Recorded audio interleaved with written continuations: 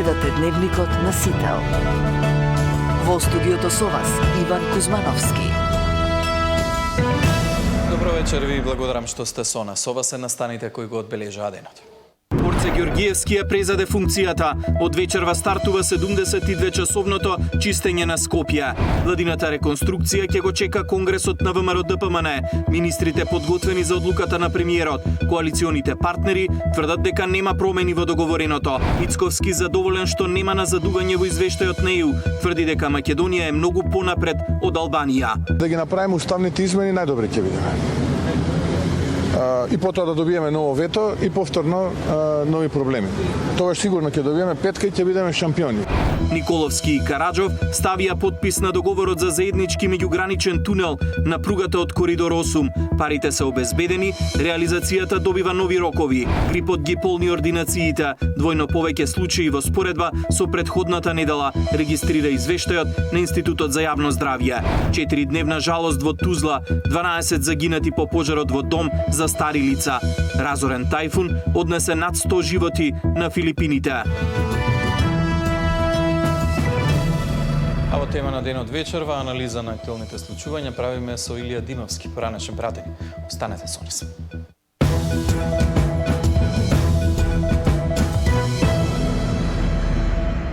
Орце Ѓорѓиевски ја презеде функцијата, од денеска и официјално е градоначалник на градот Скопје.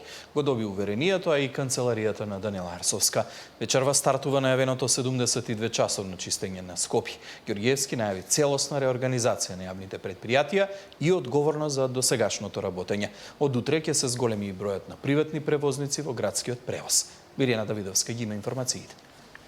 Чистење и миење на улиците и плоштадите, темелна реорганизација, вклучување на дополнителни 60 автобуси во градскиот сообраќај се првите активности кои новиот градоначалник ги почнува уште од првиот ден мандат. Ѓорѓиевски ја презеде функцијата градоначалник на Скопје и уште вечерва заедно со екипите на комунална ќе ја почне генералката на градот. Во функција веќе ставил дополнителни камиони за собирање смет. Почнувам со првата работа што ја ветив на граѓаните, тоа е градот да го слободиме и да го вратиме на граѓаните со демонтажа на тие рампи кои што беа пред влезот на градот Скопје. Во понеделникот имаше 16 исправни возила од комунална хигиена. Мислам дека до вечерва ќе успееме да имаме околу 40 возила на располагање. Дополнително ќе помогнат и колегите градоначалници од внатрешноста, како што тоа беше случај изминатиот период. Ќе бидат вклучени и цистерни за перење на улиците. После долго време ќе ги переме и улиците во главниот град, плоштадот ќе се пере вечерва, од денеска започнуваме. Кејот сериозно ќе се чисти, но и ќе се пере кејот вечерва, така што дел по дел ќе ги ревитализираме и јавните предпријатија, да ги доведеме во нормала. Веќе утре имам состанок со, ќе ви известиме и за тоа, со приватните автопревозници, каде што очекувам за голготата која што имаме со ЈСП да биде во прва фаза надмината на некој начин со уклучување на 60 на автобуси дополнително. Ѓорѓиевски најави чистка и во јавните предпријатија, каде голем број луѓе земале плата, а воопшто не се појавувале на работа.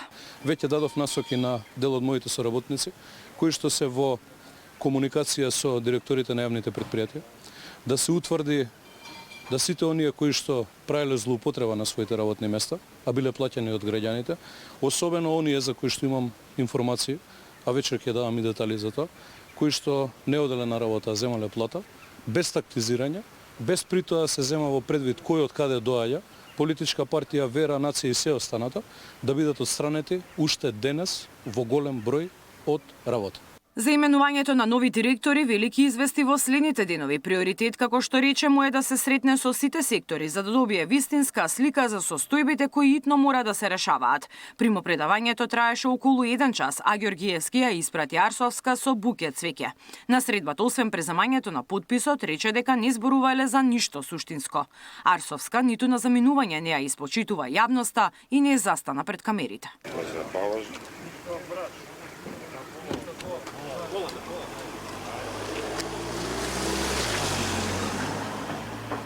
Ѓорѓиевски победи во вториот круг со над 90.000 гласови од граѓаните.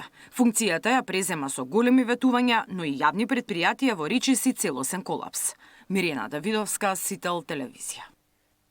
А резултатите од локалните избори носат промени и во владиниот кабинет. Премиерот потврди дека Беким Сали ќе биде нов вице-премиер, но кој се ќе влезе во реконструкцијата на владиниот кабинет ќе се знае по партискиот конгрес на ВМРО-ДПМН на почетокот на декември.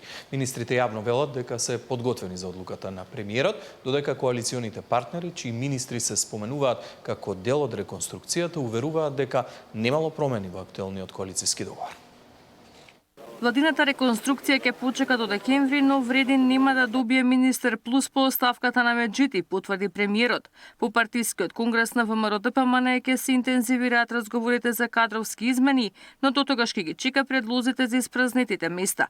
За Беким Сали, кого Вреди веќе го потврди како име за вице-премиерското место наместо Меджити, Мицкоски вели имал високо мислење. Дали ќе има смени во повеќе ресори и дали е незадоволен од работата на некој министер, за сега не открива. Тоа не значи дека ќе има ресор повеќе. Тоа си е одлука на нашиот коалиционен партнер. Јас имам високо мислење за Беким Сали. Апсолутно, тука не треба да имаме никаква дилема. Но тоа не значи дека ќе има место повеќе во владениот кабинет. Подготвен со секого да разговарам, апсолутно, тука нема никаква дилема во рамките на коалицијата. Но се разбира, мандатар сум јас на таа влада. Така што нормално е дека последниот збор како мандатар на владата ќе го имам јас. Но реконструкција на влада не се прави само за да се реконструира владата. И да кажеме, еве реконструиравме владата. Пред било кој потек да се повлече, треба добро да се размисли дали тоа ново кадровско решение кое што би дошло ќе биде подобро од претходното. По информациите во јавноста дека едно од имињата кое ќе биде дел од реконструкцијата е министерката за образование, Јаневска вели дека одлуките ги носи премиерот, а така ги почитува какви и да се. Полно негово право, заедно со органите на партијата, да одлучува кого ќе предложи како влада или кого ќе предложи како министер пред парламентот. Секоја негова одлука апсолутно ќе ја испочитувам. Мицкоски не сакаше да ги коментира ниту шпекулациите дека од правда заминува министерот од ЗНАМ Филков. Партискиот лидер пак на движењето Димитриевски за Сител негираше дека има разговори за менување на министрите од нивните редови. Вели легитимно е премиерот да дава предлози за реконструкција, но досега преговори немало. Ивана Соколовиќ, Најдова, Сител телевизија. Во владата попладнево евроамбасадорот Рокас му го предаде извештајот за напредокот на Македонија на премиерот Мицкоски. Повеќе од 1 час разговараа за затворени врати пред да се појават во прес-салата, од каде испратија порака дека имало одреден напредок, но и многу работа. Шефот на делегацијата на Европската Унија побара за брзани реформи и уставни измени. Предпладнето Мицкоски имаше многу појасен став, порачувајќи дека земјата е многу понапред од Албанија, ако ги направи уставните измени, ќе добие петка од Брисел. Александар Спасовски ги има деталите. Постигнат е одреден напредок во однос на претходната година, но и натаму останува многу работа. Евроамбасадорот попладнево во владата лично на премиерот му го презентираше европскиот извештај за напредокот на Македонија. Нема напредок во однос на судските реформи и борбата против корупција. Ова останува од суштинско значење да се направи. Ова не се само одредници, туку тоа се темел за довербата на граѓаните и за европската иднина на државата. 3-та година поред во оваа област немаме значителен напредок. Рокас уште еднаш повтори дека во актуелниот геополитички контекст Македонија треба да го искористи моментумот и преку забрзување на реформите да го обезбеди своето место во Европската Унија. Премиерот вели дека владата е свесна за предизвиците со кои се соочува Македонија и дека токму тие ќе бидат на врвот на реформската агенда за која најави нова динамика. Ова влада не само што е свесна за тие предизвици, туку веќе работи на нивно надминување. Поставени се нови приоритети за реформа на судството, за зголемување на одговорноста и за воспоставување на јасни критериуми за оценување на суди и јавни обвинители. Во делот на антикорупцијата, процесот на целосна дигитализација на јавните набавки и на транспарентноста на буџетските расходи ќе продолжи во 2026 година.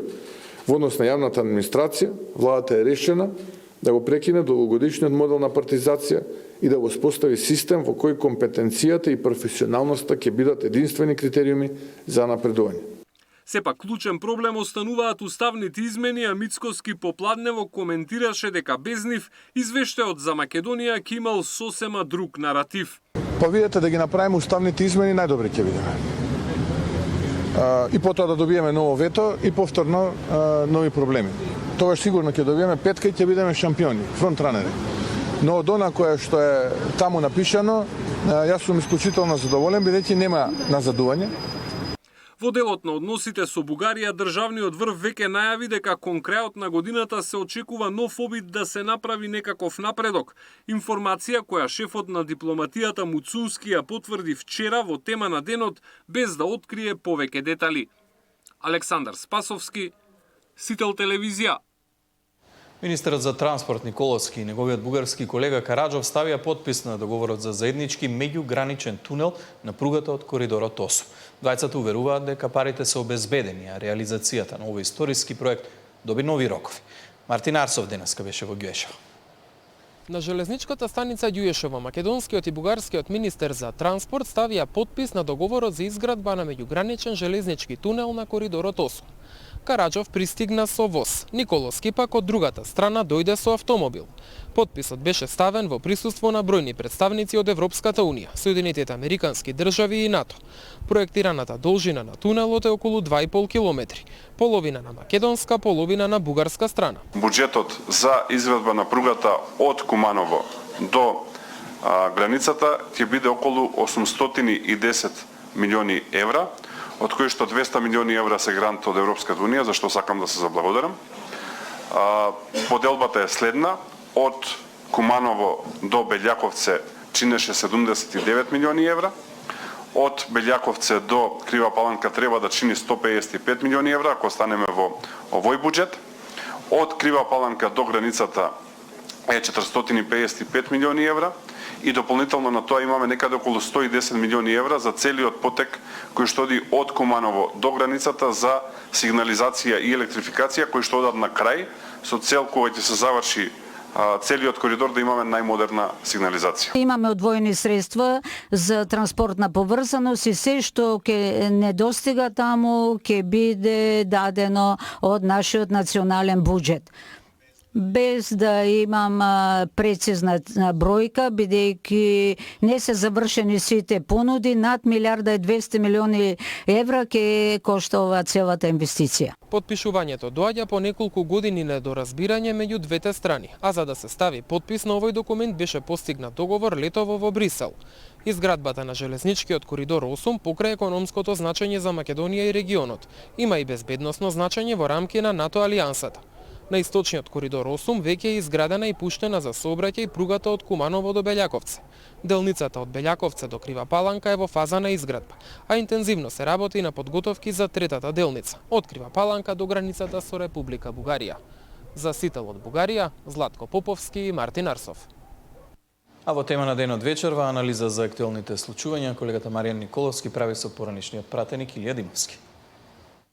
Добро вечер. Завршиме некаде тука на крајот на локалните избори. Ки чекаме официјалните оценки на гледачките мисии, но генерално една од нив на опсе одиха секој ќе биде изборниот законник, бидејќи неколку изборни циклуси налазат се провеува.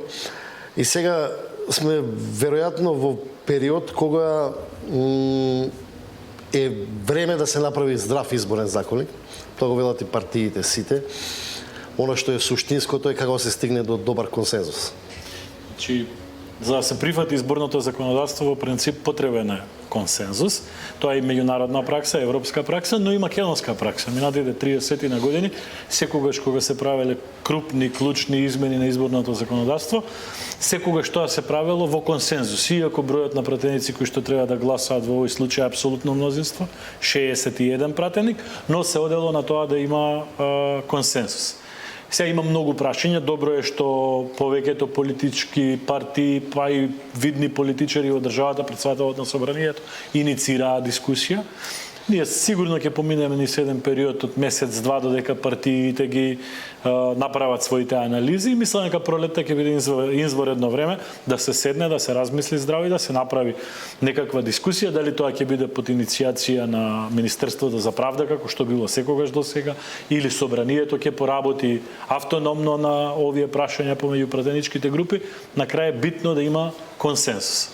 Она што е интересно на овие избори, а претпоставам дека ќе се повторува и веќе на наредни избори како некој тренд и од Европа и од земјите од регионот, тоа е слабата излезност која на овие избори е во 4 општини под тој цензус за локални, но е на граница и за иднина на некакви председателски избори. Значи, во кој контекст според вас е добро да се развива, да се намалува цензусот, да се укинува тој цензус? Какви се за локални избори ние прво треба да отвориме прашањето, односно да воведеме европски практики, нели сите сакаме да бидеме европејци, извештаите ни значат многу и препораките ни значат многу.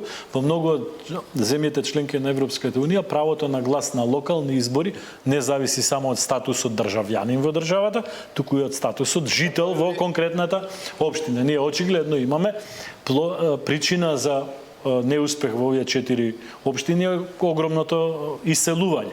Впрочем, и ако ги компарирате податоците, овие општини се најмногу раселени општини, посебно Гостивар од големите градски општини, каде што не успеа изборите. Така да можеби треба да се размисли или за намалување на цензусот или укинување на цензусот за првиот круг, поради тоа што практично во вториот па и не постои.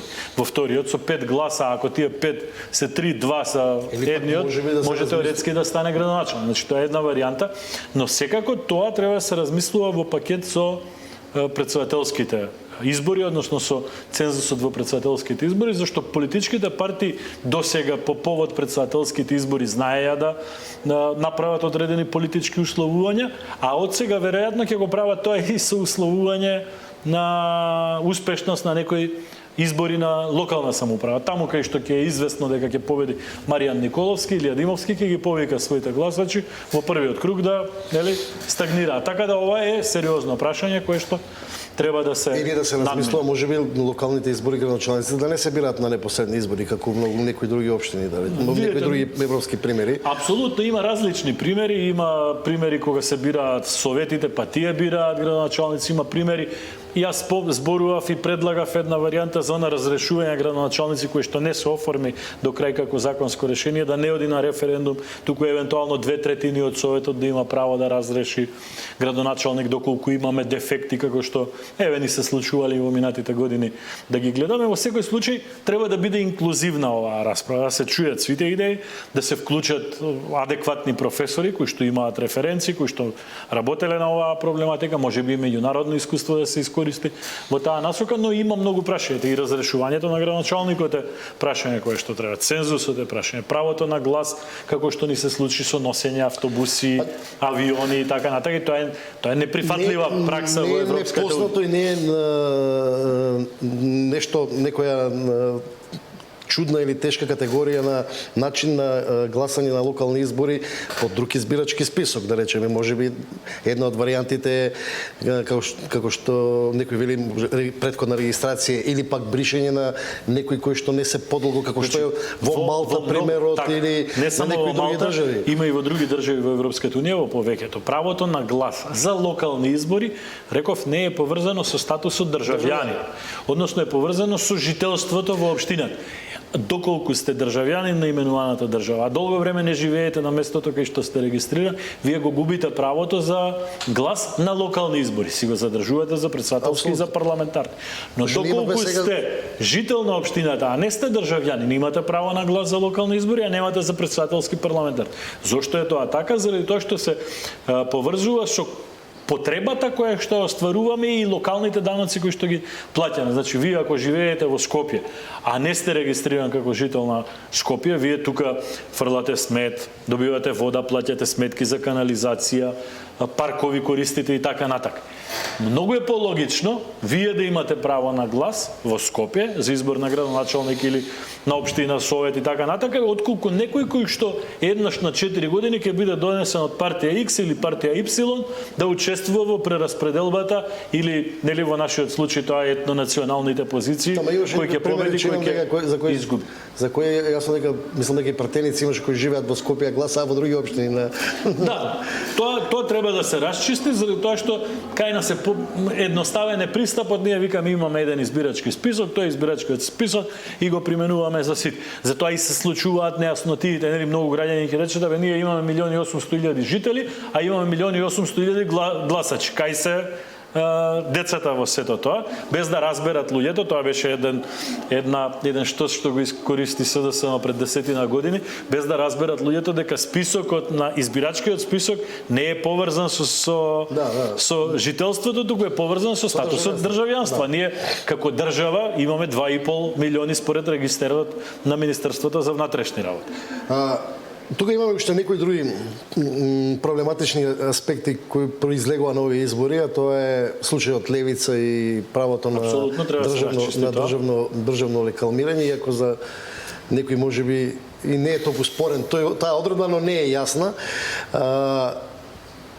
Во кој контекст треба и според вас да се развива во иднина она право на платена политичко рекламирање? Дали прашањето ми е дали да продолжи концептот на финансирање од државата со еднаква пристапност, да речеме, до сите медиуми, затоа што тоа е целта.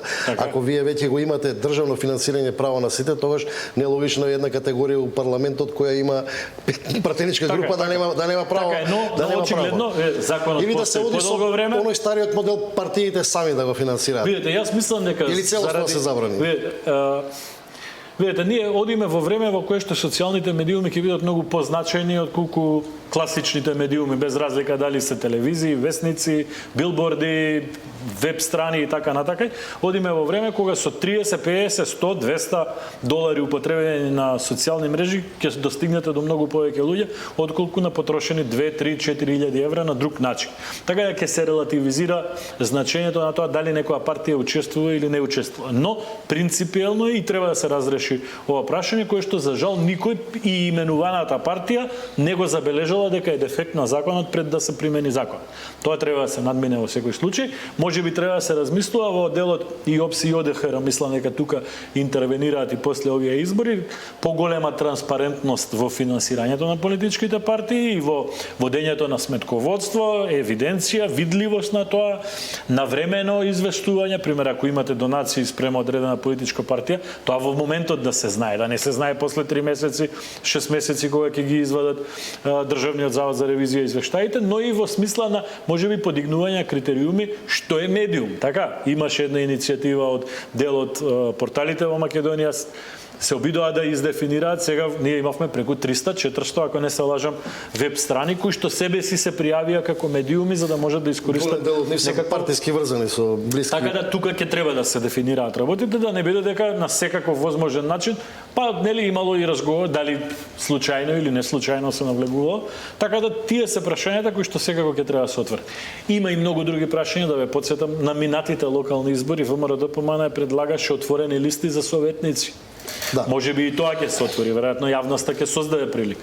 Не останаа нерасчистени работите околу одлуките на Уставниот суд за независните кандидати за градоначалници, за советници, утре ќе дојде независни листи за пратеници, можеби во некоја од изборните единици, кој е квантумот на гласање, но тука ќе треба да се направи одредена компарација со тоа, ако вие може да регистрирате партија со 1000 кандидати, со 1000 членови, со колку подписи ќе може да кандидирате 6 пратенички листи низ Македонија или со колку подписи ќе може да кандидирате градоначалник на Битола, на Прилеп, на Скопје.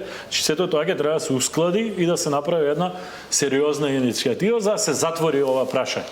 Заради тоа што ова прашање секако не само ради ОПС и ОДИХР, и заради извештаите од Европската унија и заради приближувањето наше кон Европската унија, секако ќе биде тема. Интересен моментот и финансирањето на политичките партии, веројатно тој законот што се однесува на тој начин, учеството на локалните избори секогаш е најмасовно заради малите мали политички партии кои што треба да освојат 1% гласови да добијат државно финансирање.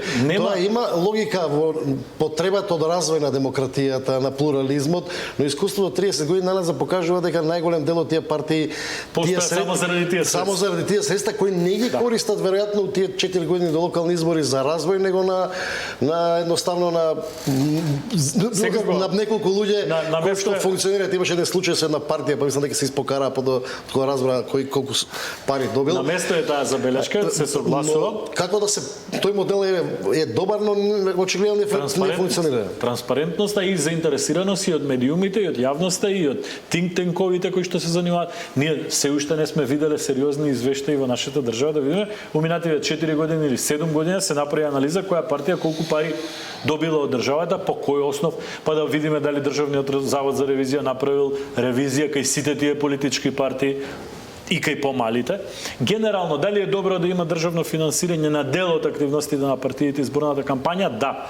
Нема дилема, заради тоа што на таков начин се избегнува можноста од некаква корупција на одредени центри на моќ, бизнис елити и така натака. Значи има одреден степен на демократичност. Немаше да се развиваат и некои нови партии што се развиваат во Македонија, да не беше тој степен на финансирање. Но дали треба да се воведе ред? Апсолутно. Мислам дека и реков и во извештајот на ОПСЕ и ОДИХР од овие избори ќе биде една од темите. Значи има потреба од менување на изборниот закон, ќе има многу теми. Вашето лично мислење ќе има ли политички капацитет и политичка волја да се дојде до такво нешто пред следните избори? Видете, значи следните избори од оваа перспектива изгледа дека ќе бидат навремени, доколку не се случи нешто. Има период од 2,5 години, ако не се лажам, до следните парламентарни избори. Веројатно не треба да криваме очекување дека следниот месец, 2-3 нешто на брзина ќе се случи околу изборното законодавство, заради тоа што во повеќето политички партии, во ДУИ и во ВМРО ДПМН, најавени се конгреси, СДСМ ќе мине низ турбулентен период да најдат кој е одговорен за ова. Влен можеби ќе мине низ процесот на оформување на една покохерентна политичка структура од коалиција која што се сега. Така да очекувам овој процес партиите да започнат најрано февруар, март месец веројатно, но се надевам дека следната година ќе почне и ќе заврши. Благодарам. Мој вечерашен гостин Илија Димовски.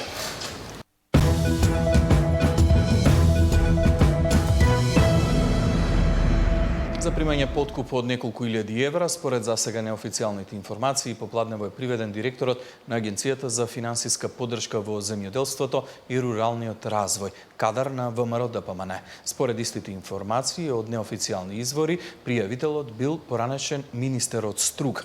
Во речиси идентично соопштение, обвинителството за гонење на организиран криминал и корупција и Министерството за внатрешни работи потврдува дека се спроведува голема акција. Под раководство на јавен обвинител од основното јавно обвинителство за гонење на организиран криминал и корупција, во моментов истражители од Истражниот центар на ОЈОГОК и единиците на МВР вршат претреси на повеќе локации низ државава поради основано сомневање за сторени кривични дела од коруптивна природа, велато од основното јавно обвинителство за гонење на организиран криминал и корупција.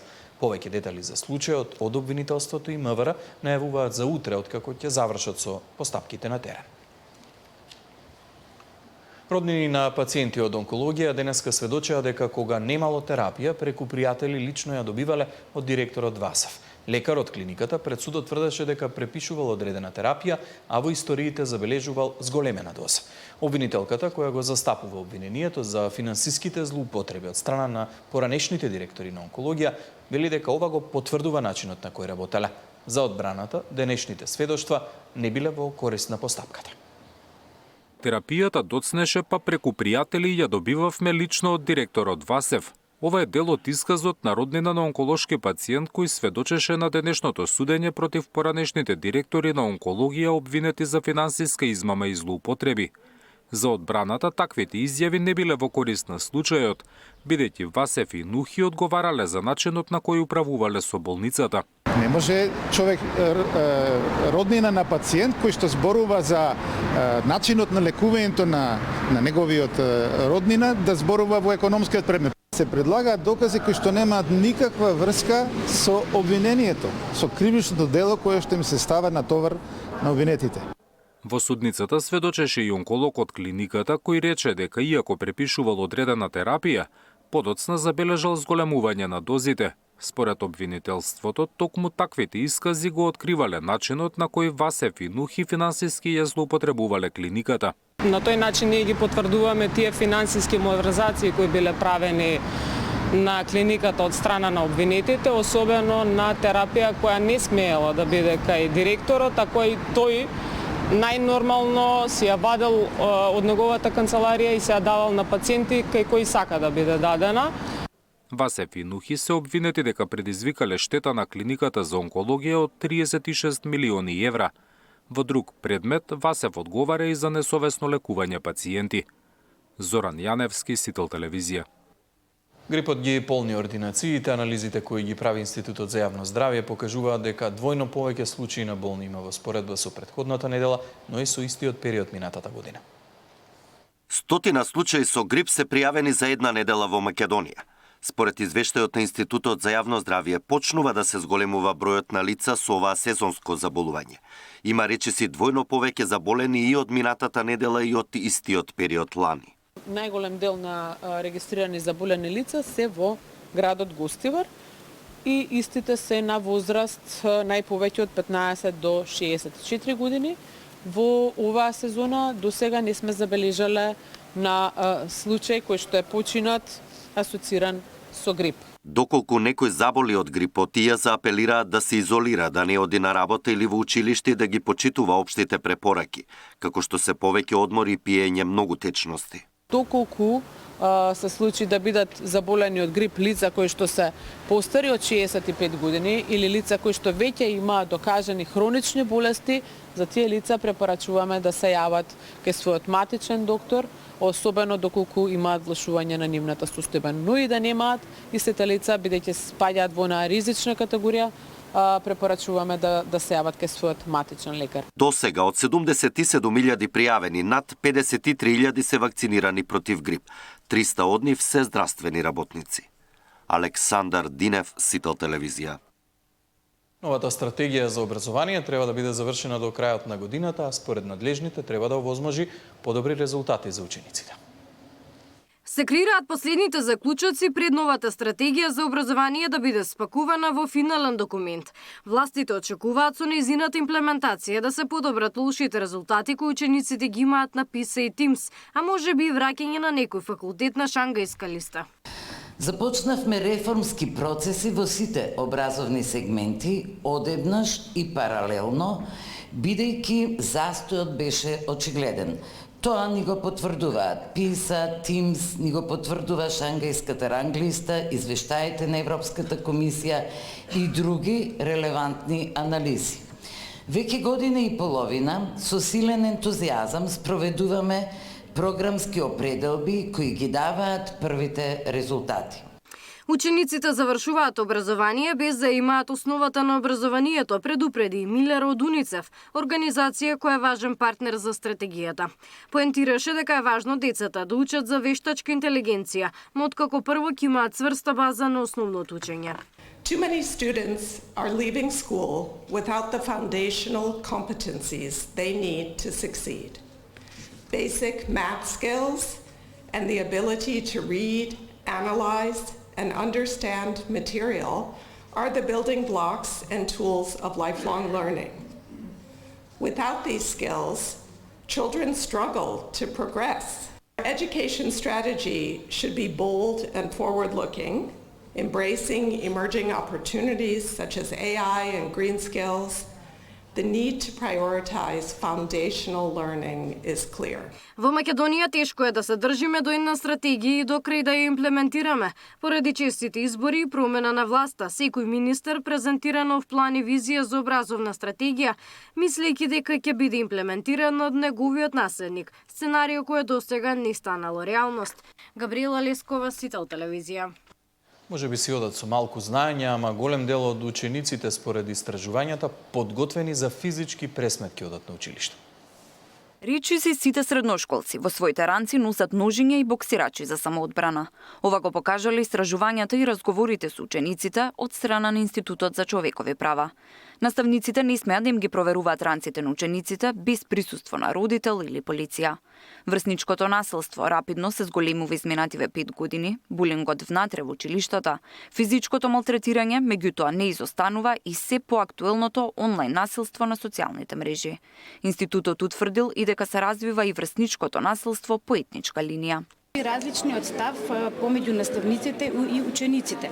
Ако учениците и од сите етнички заедници потврдија дека врсничкото насилство е во основа на социјалните мрежи, не толку во училиштата, наставниците пак, посебно од македонската и од останатите етнички заедници, кажа дека поголем процент, тоест по основ за врсничко насилство е етничката припадност. Причините за врсничкото насилство се различни, од социјален статус па се до трендови на социјалните мрежи, вели директорот на Агенцијата за остварување на права на заедниците. Социјалниот статус, етничката припадност, лошото воспитание од дома, воспитување, имаме доста, за жал, по однос на новите технологии, социјални мрежи, и тоа многу допринесува до врсничко насилство, посебно TikTok. Покрај постоичките мерки во училиштата, потребно е разговор со децата од страна на родителите,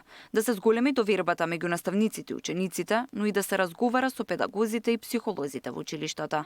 Да им се посочи на децата дека доколку физички се пресметуваат над 14 години, може и кривично да одговараат. Тамара Дичевска, Сител телевизија.